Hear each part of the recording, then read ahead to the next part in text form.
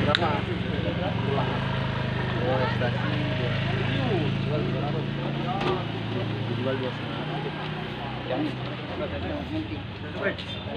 poli inilah termasuk PK lah ya Pak ya, yang jatuh Kampung Baru. Kalau berantem kamu tembak-tembak kan orang baru Pak.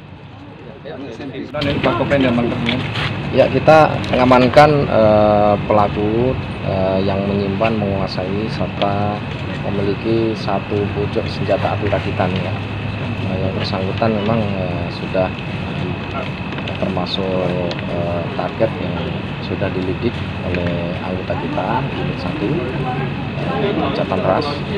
Sekarang bisa kita amankan yang bersangkutan ternyata memiliki satu pucuk senjata api rakitan ya, kemudian pisau.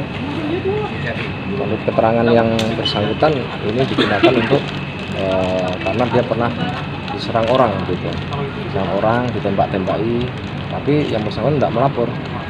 Tapi karena ini memiliki senjata api tanpa dokumen dan surat-surat, maka kita lakukan penangkapan. Kita kenakan undang-undang darurat ya, ancaman kurang lebih 12 tahun penjara.